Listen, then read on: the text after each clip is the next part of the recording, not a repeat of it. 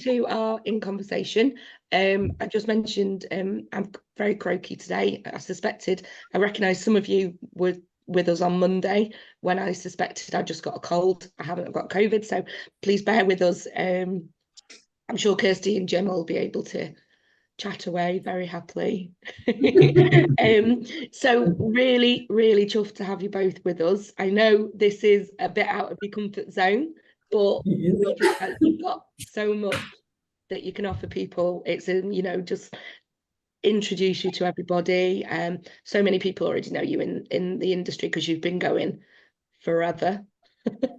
long day. Yeah. And for those of you who don't know, Hague Dental was born in 1996 in South London. Wow. Okay. So yeah, been around a bit. Yeah. So it's really exciting time for Hague, isn't it? Because over the last couple of years, you've evolved even more.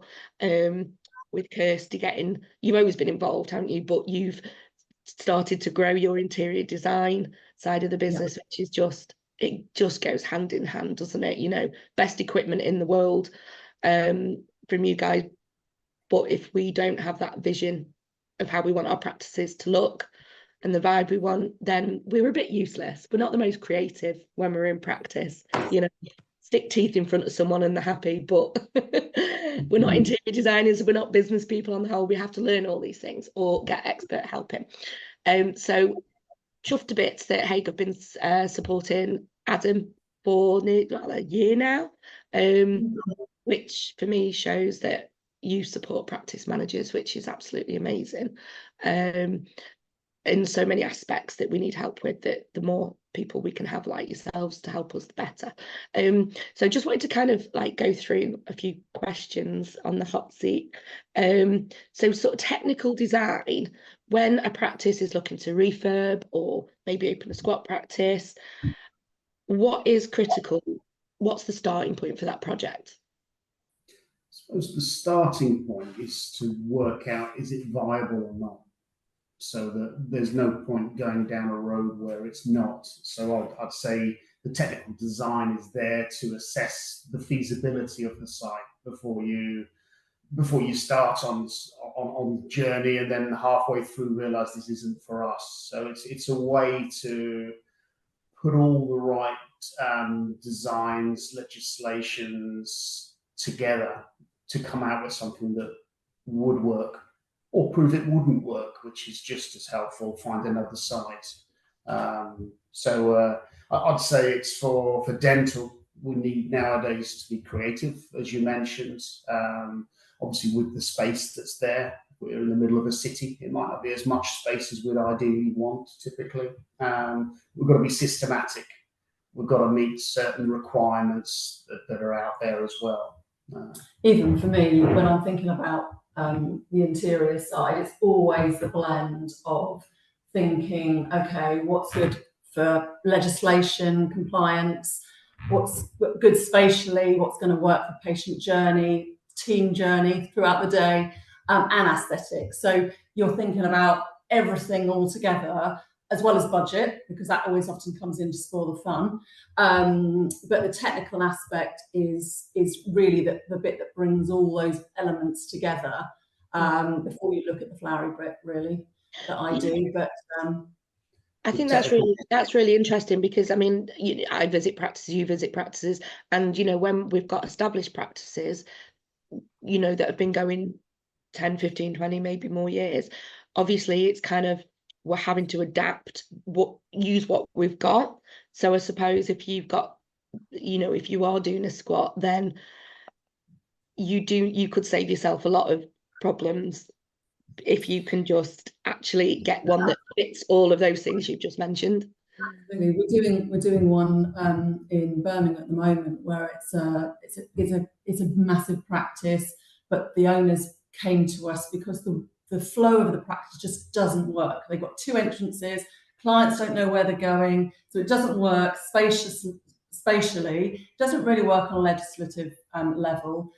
So we are almost, well, we're not gutting the inside, but we're moving a lot of walls inside the practice in order to reconfigure it and then make it work for the long term, because obviously practices are not what they were 10 years ago. They need a lot more space, and so much of the way that practices are designed now has changed.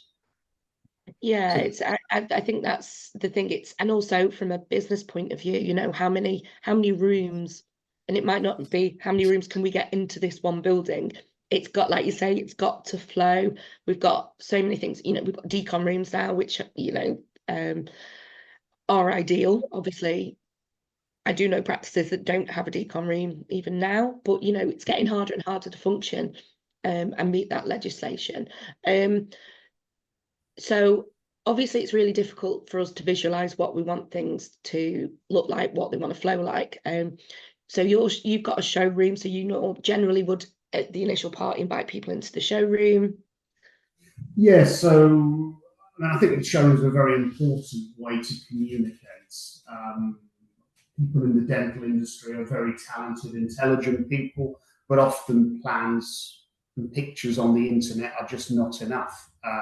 You need to be able to try it out, to demonstrate, to sit on a stool, is it right for me? The chair itself, how's it working? What functions, features are there? Different layouts of surgeries.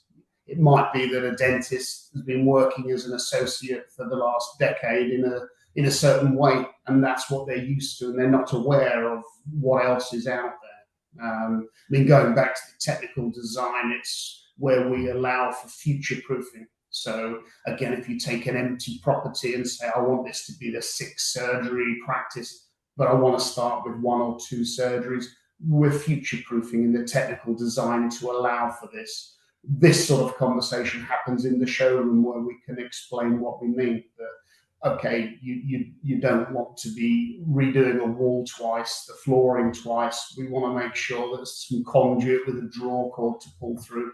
And although it doesn't sound a very glamorous part of it, it's just as important as what you see in the showroom, and it's all intertwined. Yeah, absolutely. I mean, also the you know, with, you know, Adam and with my sort of business development head on, I go into practices and I always look at, right, the number of practices where I can see that they've got spare rooms, spare chairs unused. So someone's come in and kind of gone wallop, you know, and I suppose they've got a huge extra payments to make on rooms that aren't actually bringing any income in. So with you, I guess if we've got that idea of what we can do, sort of staging it, but with the fundamental foundation sort of there, that's actually the best way to go about it, isn't it? I would assume. Yeah, I mean, we've got 4 teenage children and one of them drives, but I'm not going to go out and buy 4 cars just for when they've all passed their test. It's a similar thing here where you've got maybe, I mean, recently we put in an 8 surgery practice. Against my advice, wanted to kit out all 8. You're paying the finance, but also the warranty starts on day 1. So you might start to diminish that. It might be a year till you use the room. Why would you do that? It makes no sense. But we're also future proofing, and new things are coming out all the time. And it might be in the future that something better comes out. We do pre-warn if something's going to be made obsolete, and it might be the ideal package for that person. And therefore, now's the time to place an order. But it might be that something better, all singing, all dancing, touch screens comes out, and you think, why didn't I just wait for that? That would be frustrating. But I mean, a common question always is like, you know, what chair should I buy? You know, like that's just a basic question. But until you've looked at the spatial layout, so we'll have a plan laid out in the showroom, and then people will come and see the choice of chairs. And most of the squats we're doing is whereby they've got maybe a Belmont in one room and an ADEC in another, and not all the same brand under one roof, because what suits one dentist doesn't suit another, what suits one room doesn't suit another, what suits one type of dentistry doesn't suit another. So it all has to be considered. So just because you're a Belmont lover doesn't mean to say stick with that. It's worth looking at the choices out there, because they all vary in terms of budget, quality, comfort, size, access in the room. So you were looking in the showroom at where the door position is. So when you bring the patient in, is that the best workflow? for the team and for the patient. So all those things are really helpful. So take time to come if you can. Yeah. I I used to love showrooms to exhibitions, and it used to be you could go to an exhibition and see all of ADEC, all of Belmont, all of Cavo, all of Sirona, compare them all. But now there's 4 exhibitions a year that we do, and counting. We're coming along with befores and afters, meet the team, arranging appointments for us to visit sites, but also come to our showroom, because you'll go to an exhibition now and you will not be offered the entire range. You'd be pushed into that one model that they're showing, and it'd be a fluke if that was the right one for you. Going to an independent showroom is the key thing. I think that's what what I can see a difference with you guys, because you've learned to speak our language, and our language is offering patients treatment plans, looking at different options, different budgets, different needs, different pros and cons, and that is what builds a really good relationship. I know you've got people that have been with you forever. Yes. Because things do wear out, the same as teeth. Things go wrong. You're never done. There's always something to plan ahead for. And actually having a relationship, with someone like Hague, where you know better than us what we need. Actually, a lot of the time, your point, Kirsty, before about the different needs for the different rooms is I think what people miss sometimes. They'll kit out a room, maybe. Oh well, that's only going to be a hygienist room. And that's fine. I understand that. But we all know that things happen, things go wrong, things do break down, things are unexpected, and we do need to be able to utilise each room should those things happen. So we need, for me, this is like the planning stage is something that's going to save people a lot of money, and business interruptions that possibly might happen. I'm an engineer by trade, so a little bit negative in the way I may come across. When I'm designing, I'm waiting for something to go wrong. So there's always a backup compressor, a backup suction, a backup autoclave to keep the practice running, and that's what I start off with. Even when we're talking about a squat practice, I've got a little bit of a worst case scenario hat on, and it's that's the key. So that when things do go wrong, switch over, we're still going. And I love that. Again, that's speaking our language. That's the practice language.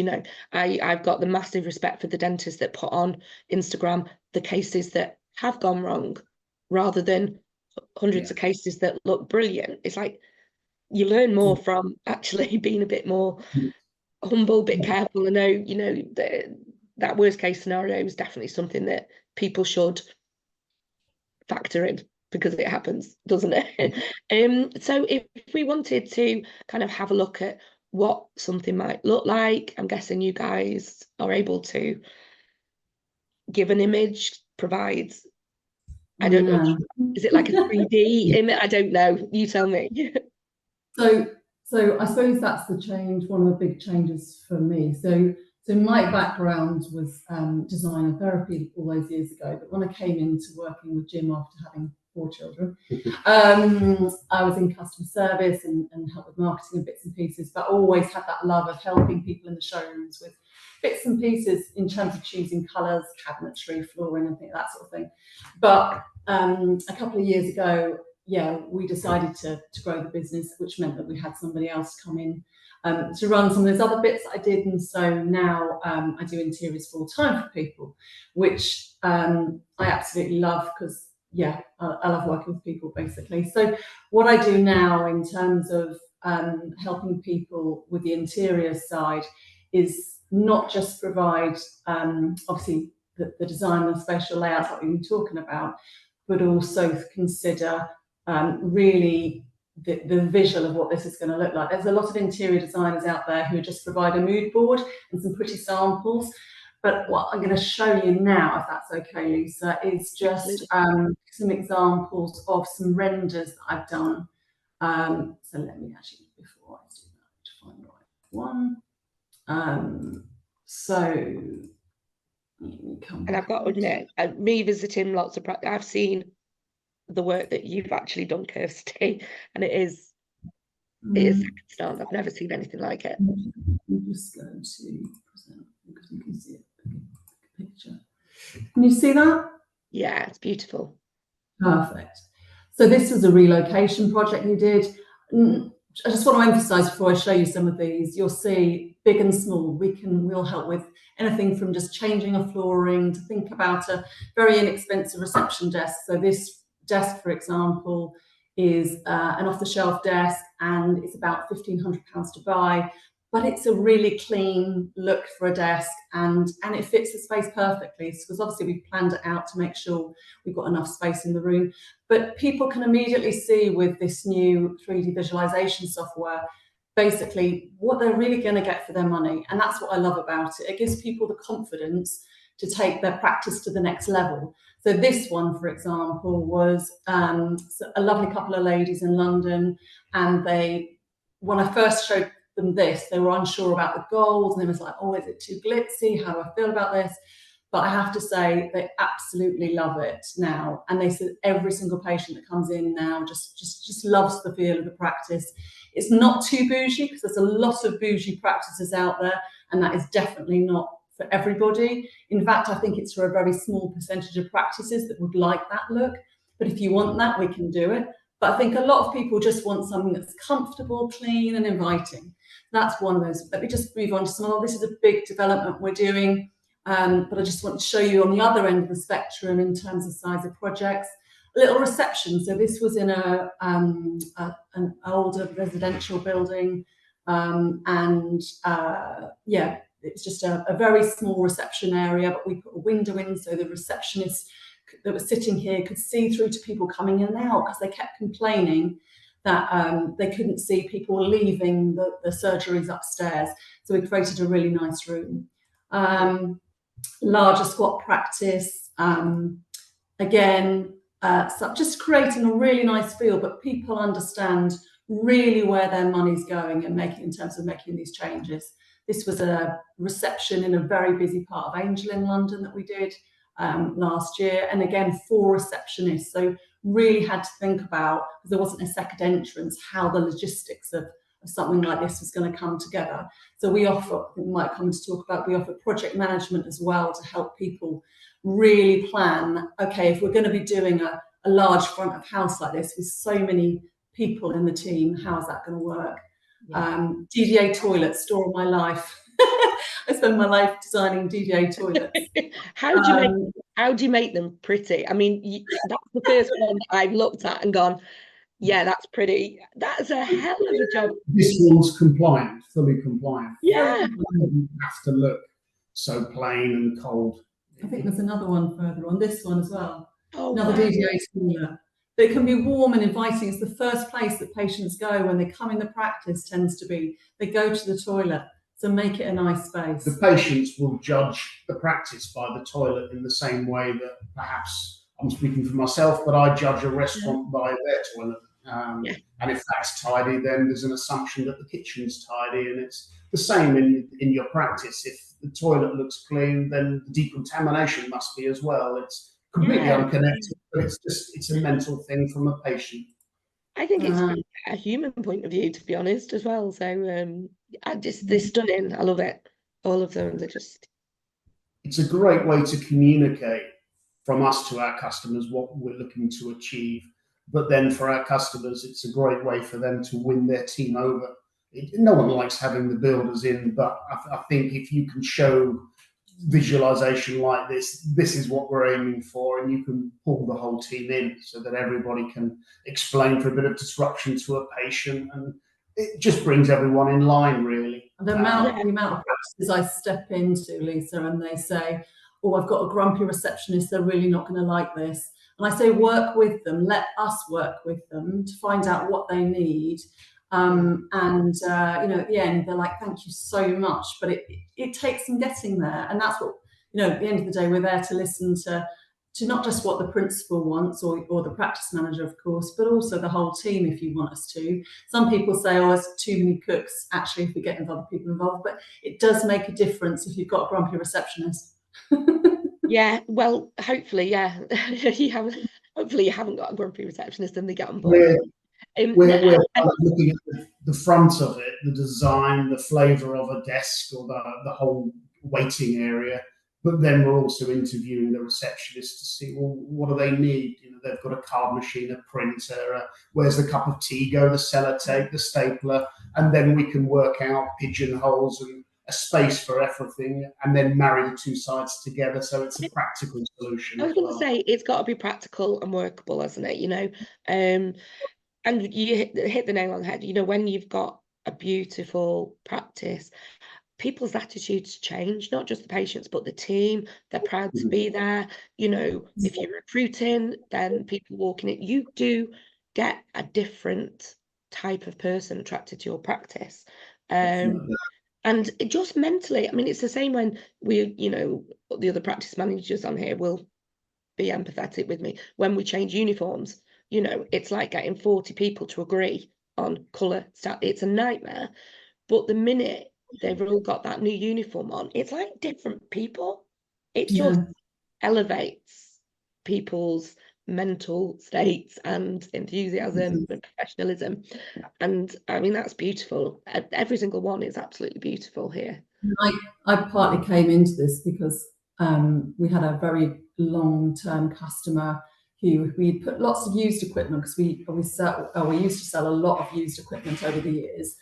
And she bought bits and pieces from us, and then she kept talking to me on when I was doing customer service about her reception area. And she said, "Oh, one day you're going to come and do it for me, Kirsty." And I was like, "I will." And then one day her husband phoned up and says, "We're going to do it. We're actually going to do this practice."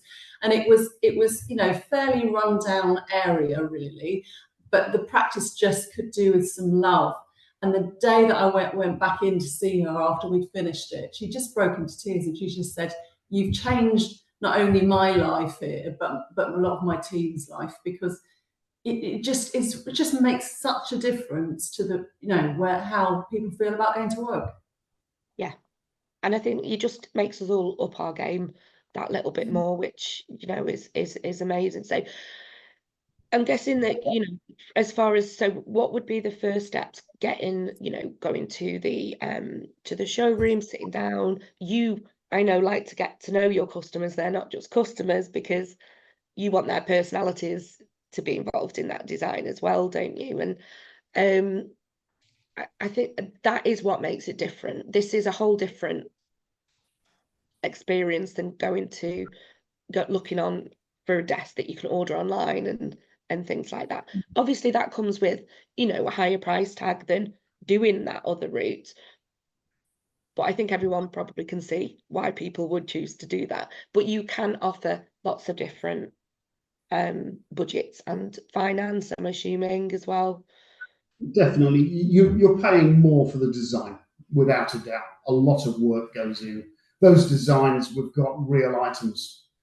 Before, what made us decide also to go into this side of things was that I would see interior design printouts or from customers that they'd say, "That's what I want," and then I'd be like, "But that won't work. You won't be able to even fit a chair behind that desk in that corner."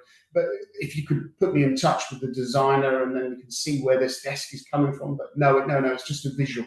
It's just a pretty picture. So we're always starting with real things. We're starting with HTML 105, with document M for disabled, anti-discriminative, and then we're also thinking about all the future-proofing that I say. But if we can get a solution all together, you're actually going to reduce the build side, because you've communicated to the builder what you want. You're going to get it right first time. If the builder doesn't, that's on them, not you. You're not changing your mind on the color. I want different sockets on the walls. I don't just want the white. What was in my mind was this. What was in my mind was that. We heard it a lot over the years, and forever specking things out onto order sheets and plans. And it was exactly what was produced, but the customer wasn't happy. And a lot of companies out there get them to initial each page and sign it, so that if it went into a court of law, well, we did what we said we would for the contract. But the customer's not happy, and we just went about it a different way. Let's communicate exactly what it's going to look like.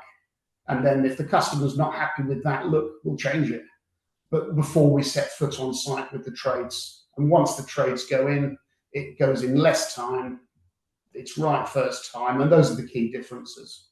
I think it's laying it out and planning, looking at, so with all the design side, we're obviously looking at all the nice pretty pictures that I've just shown you, but at the same time, that's phase one. In phase two, we look at breaking down those costs room by room, item by item, from light switches to I don't know, door handles. Are you going to replace doors? Big items in there. Although you think light switches is, oh, that's just a cheap thing to change. If you do that in the middle of a project, it can add £1,000 to the cost of a project. So if you plan it out before, then you'll just make sure that you keep to budget and that you really know what you're working with as much as possible. So so we have a software package which basically lays out every single element that's going to go into a refurbishment in terms of doors, floors, lights, furniture, of course, think desks, anything like that, all the detail, so that ourselves as project managers and designers can inform not only your builder or our builder, but also other trades that are involved, because often you have quite a few trades involved. So everybody has all the details that they need to make sure that it comes in on time and on budget, basically. I think I've worked with quite a few practices who have undertaken the project themselves, not realising exactly how much is involved.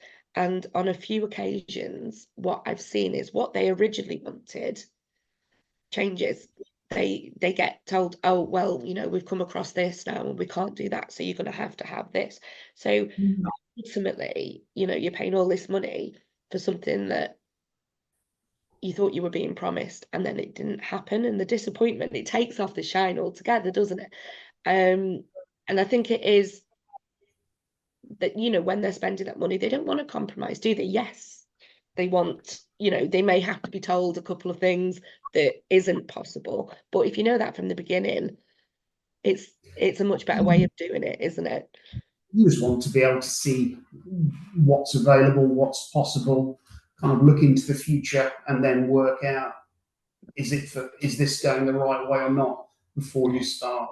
So I've seen people do it themselves, then redo it and redo it, and it doesn't last. McDonald's refurbishes each one of their sites every 4 years, but a practice isn't going to be able to do that. It's typically 20 years or a similar time to that, and we're trying to design something classically that will see the test of time, will be robust enough, win the team over, win the patients over, and be on budget. And it's always that. There's a compromise in there.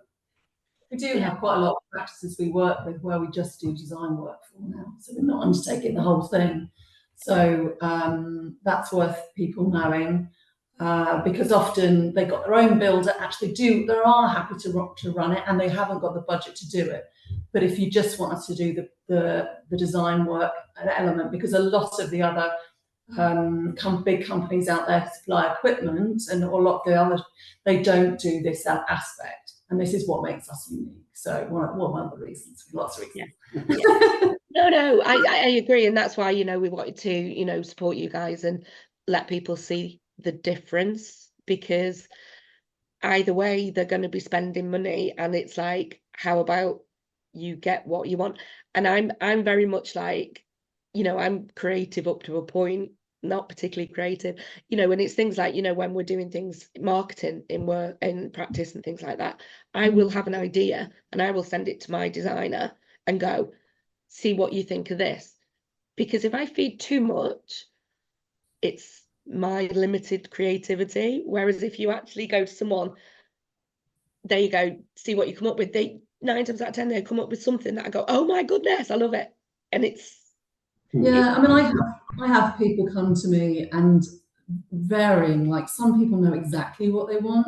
They come to me with a mood board, or I think they know exactly what they want, probably, but it change. But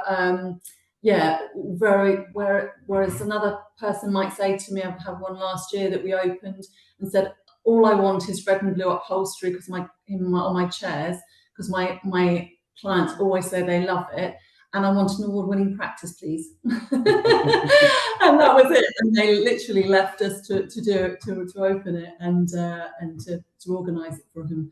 So it really varies, but you know, the involvement, and we always talk about here about collaboration and how important that is, because as much as we are, you know, we are a turnkey company and we're doing a lot of the work for people, things do not work out very well unless it's a collaboration between practices and us and trades. Everybody has to be singing off the same hymn sheet.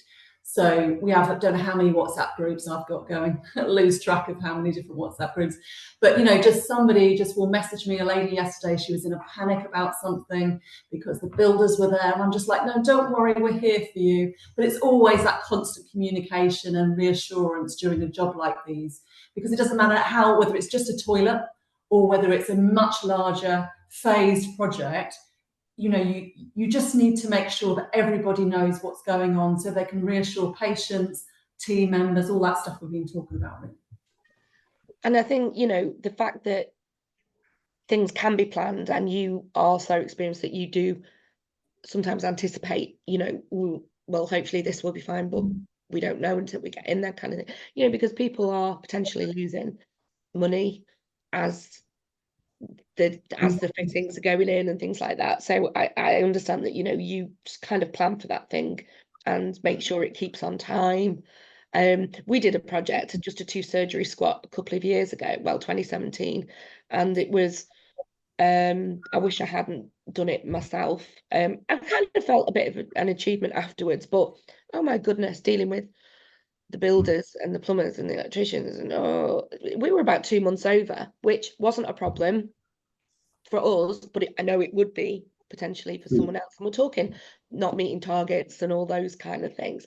I think, again, what makes you guys a bit different is obviously I've been down, you invited me to Horsham to speak to your engineers and your project teams, and it was a real honor to come, because I don't know any other company in your sector that actually wants to know what goes on in a practice manager's day.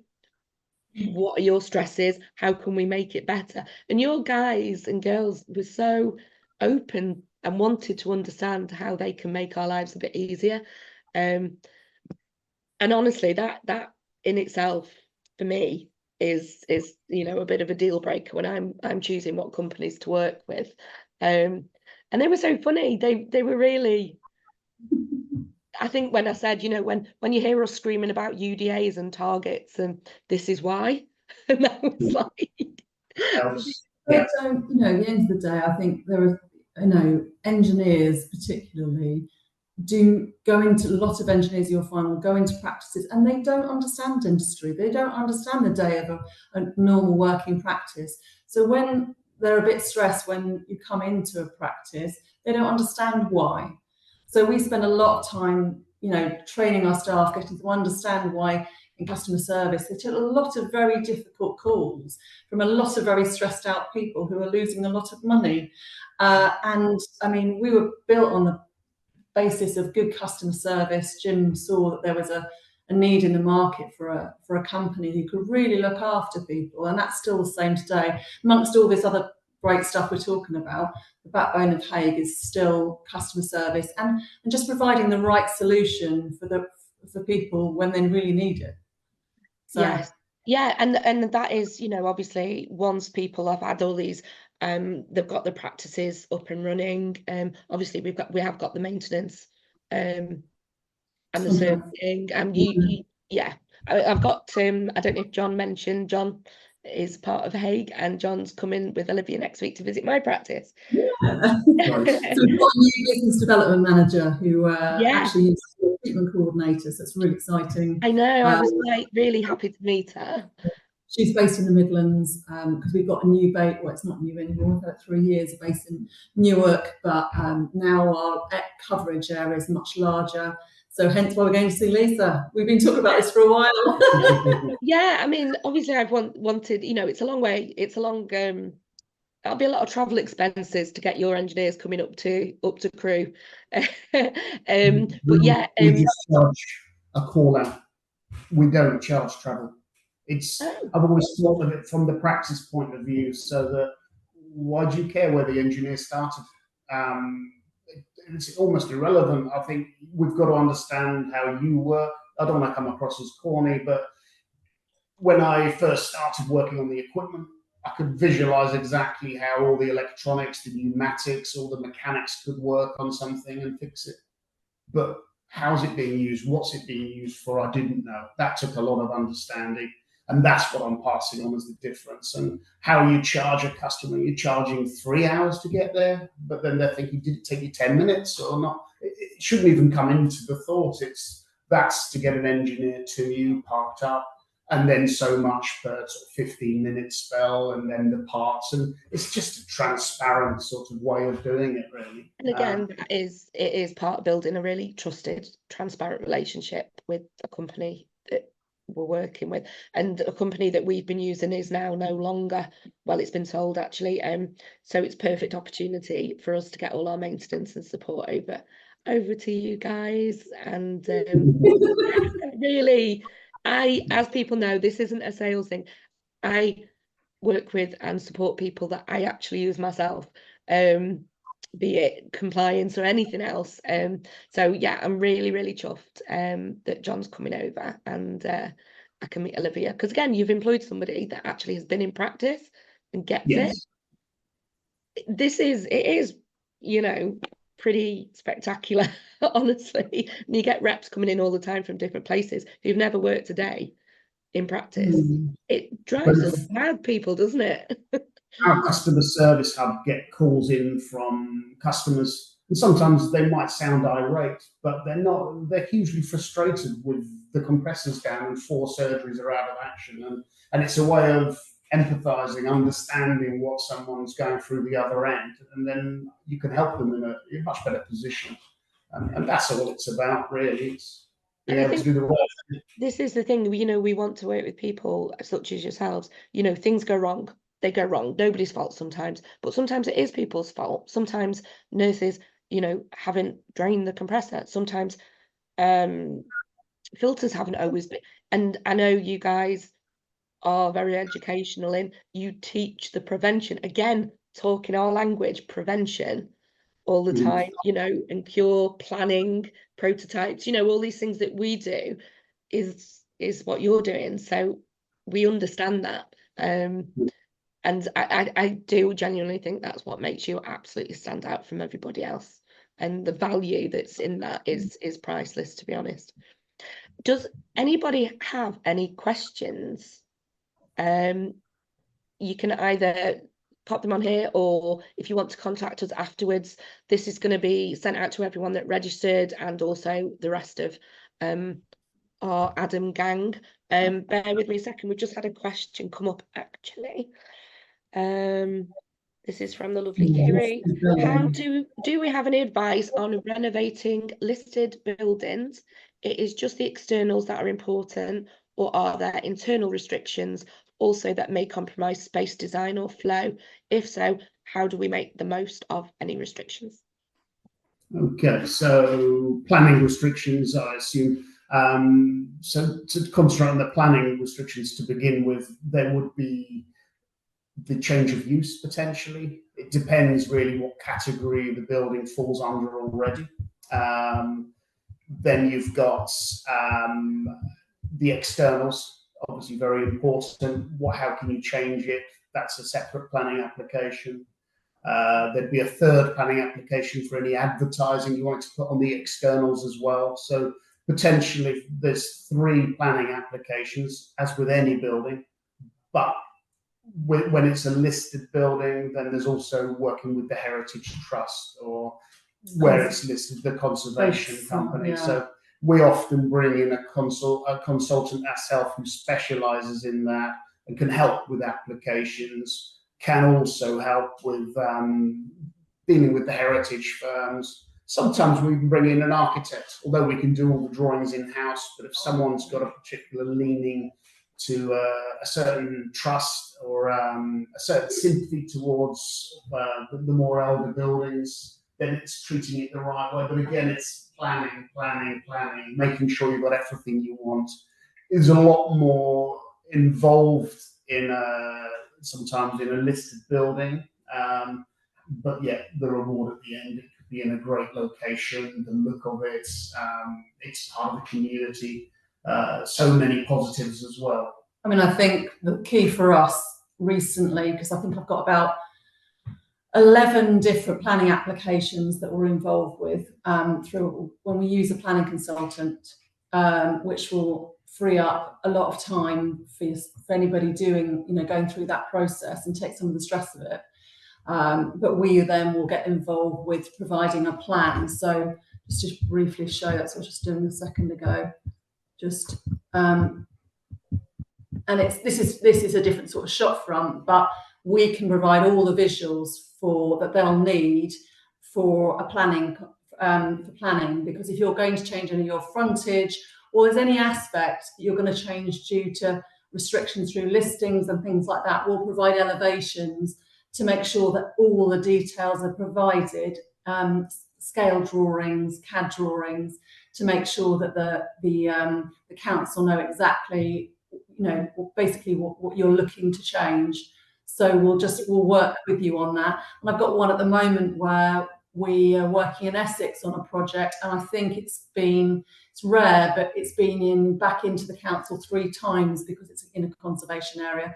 So many practices seem to be in those sorts of areas, but it's possible. You can work with it, but it's just doing it in the right way, and having a consultant is something I'd highly advise.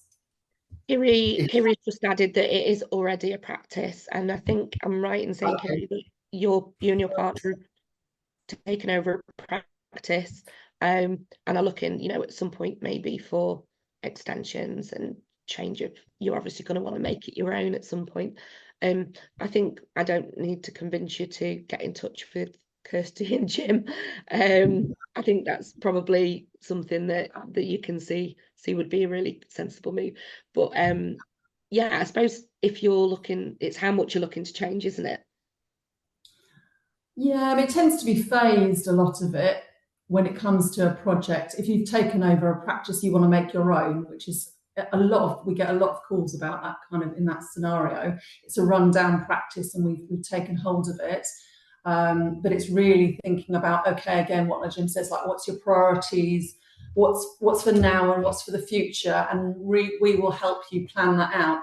So often we're thinking about, okay, well, actually, the people call me and say, oh, I want to redo the reception because that's the first thing people see when they come in. I want to rebrand, because we often will help with that as well. So we'll rebrand, we'll do the reception, but then they'll say, oh, but the outside is a bit tired. So we're thinking about, actually, maybe we need to do the outside first, because if we're changing the windows or any doors, that's going to affect the inside and all the decoration in that room. So it's just planning it out and really doing that. It can be a little bit at a time, or it depends on how much room you can give us to at once, really. When it's if you're taking over a practice, or it's an existing practice that have decided to modernise, you've got to keep working throughout the whole time. You don't want downtime. That's kind of the enemy. You've got all the overheads, the expenses, the patience, the goodwill there. So you want to keep it running. But I think it's important to design the whole thing, inside and out, as if you're doing it all in one hit and it's an empty building. But then so that you're forever going in that same direction to the finished target. Then break it down into manageable phases so that you can never miss something, never miss that future-proofing opportunity. A number of people I've met along the way have half done this, half done that, and then later come back and do the other half. You end up paying 150%, maybe double even. It's not worth it. It's worth doing things properly and doing them once, but not overspending. Just bring it to a manageable phase. I love that. We've got another question from the lovely Alex. I'm going to make her actually ask her question in person. I'm also going to embarrass her and say Alex has recently joined Adam as our Welsh regional mentor, and on Friday she won Practice Manager of the Year. at Well, this I saw that. that's great. This girl deserves it. It was her time, honestly. Alex, you've got a question. Sorry about that. I'm just going to unmute myself. Sorry. Right. Basically, thank you very much, Lisa.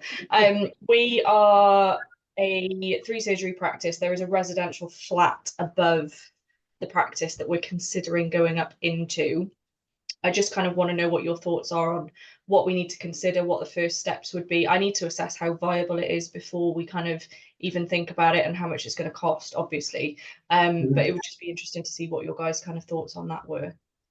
Yeah, okay. Yeah, good question. Thank you, and well done. So what used to be D1 use for dental has now gone into category E. So I would find out what is the category above for the residential, because very occasionally that can fall into E, so you wouldn't need a planning application for that. But I'd say 90% of the time you would. So a lot of practices, it's just a formality for expansion. I've known some where they've applied several times and never been able to go above the ground floor. So it's to find out if it's something that would be permissible. From a practical point of view, we would want to say, well, looking at perhaps a survey so we can see what structures are there, what services are there, what are you looking to achieve long term. It might be you want to gain one surgery now, but later many more. Depends on the space that's there. So often it's just getting a new pair of eyes and ears that are experienced to come around, take a look at it. In the past, more often than not, it's been viable and worth doing. Occasionally it's been, well, actually, why don't you relocate the business? Because there's a lot less downtime there and a lot less disruption. We can just have everything ready to move across to. There's a couple at the moment I'm working on where they've opted to run all the services separately. So it's almost like 2 practices within one building, so that you're then future-proofing, in effect, if the compressor's down, you're not taking out every surgery. There's still somewhere you can work and move patients to. Same with suction systems. It's a lot easier on the service specs for the plumbers, for the electricians as well. So, and then it's a lot less disruption on the existing side of the practice. Brilliant. How does that sound? Yeah, thank you. It's a big step, and I think often people think, oh, where do you go for that advice? And often people the immediate thought is, oh, I'll get an architect involved. Don't do that straight away if you don't have to, because it costs you a lot of money. Look for some advice from somebody within the dental industry that's done projects, because you will spend a lot of money and you won't necessarily get the right design. Architects are not dental people. Well, if for example with us, we would always say to people that we can do the spatial bit and consider the layout, the new layout, on as many floors as you want. But we will advise when the right time is to get a structural engineer or an architect, and if you need to spend on that at all.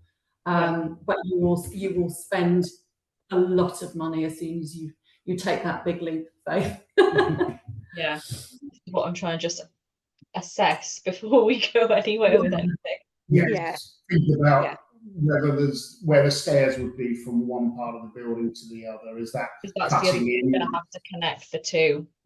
Yeah, which it's not always as awkward as it sounds, but in some buildings it's very much changing the structures. So then we'd include a structural engineer sooner rather than later.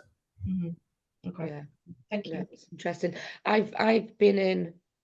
This isn't obviously, this is not your dream, Alex, but I know I've been in practices that have tried to do things very much themselves, and on the cheap, ringing around getting the cheapest possible. You're going to end up with the cheapest possible. And I've been in, well, I know one actually not too far from me who won a contract, an ortho contract, and actually they've closed down after 2 months because it's not fit for purpose. They can't have the aircon on because it trips out the compressor and all these different things, and they've literally just fallen apart. because they've just tried to do things. I'm assuming they've done it themselves, but they've also got as cheap as they can get, and it's just a disaster.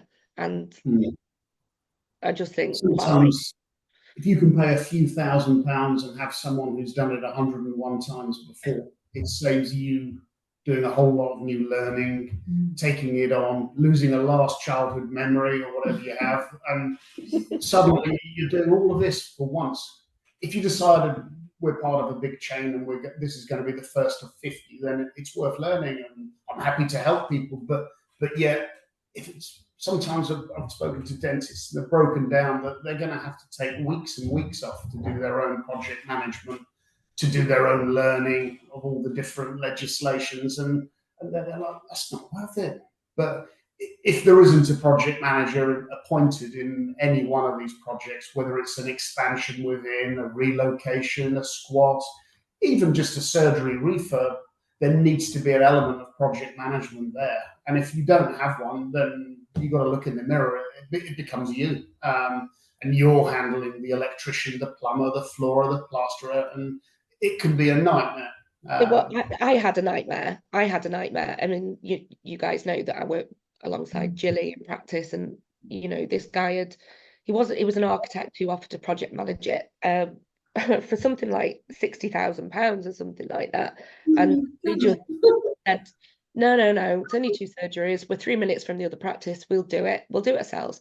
And we did it, and we were proud, and we didn't have too many problems. But it was every day, all day. It was, honestly, I would not recommend it to anybody that, like you say, wants to keep their mind. Because I think the other thing to say is, even if you do have a project manager, like it goes back to what I was saying about the collaboration part, that you still do need to deal with correspondence, in order to be able to sign things off. That people have this high expectation when it comes to working with us in terms of project management, but sometimes people need a bit of a reality check in the fact that still things needed confirming, like you're saying, really, Lisa, and agreeing, because at the end of the day, it's got to be right all the way along. There are so many steps involved in any project that it just needs signing off and making sure that anybody who's looking at plans understands them, because most people, a lot of people we work with can't read a plan properly. So really, what are you getting? So spend the time, and if you don't know, ask your designer. Ask them really what is going in that cabinetry. It doesn't matter if it's going from Howden's or coming from a dental equipment company like us. Make sure you understand the layout of every single detail, because it's going to make a massive difference to people for a long time to come. Yeah. No. Okay. Oh my gosh, we've talked for nearly an hour. And so I know. No, honestly, it's absolutely amazing to get to speak to you both. Just to give us insight into, that many years experience I know it's going to be so helpful, for so many people, just to make them stop and think a little bit, really, before they embark on these things. So obviously this is recorded, it's going to go out to everyone. Sam from Adam will also send out contact details for Hague, so anyone has any equipment maintenance projects, anything at all, please do get in touch with us. I know you guys look after our Adam members really, really well. Yes. And get down, these guys give you a hell of a welcome when you go and visit. You get a full breakfast on a Friday. Yes, absolutely. Yeah, absolutely. So thank you so much, Kirsty and Jim. Thank you, Sam, for organising, and thank you everyone that's joined us or taking the time to listen to us chatting today. It's been a pleasure, even with COVID. I'm gonna go to bed now. Better soon. Yes, absolutely. Thank you guys, and we will see you all again soon.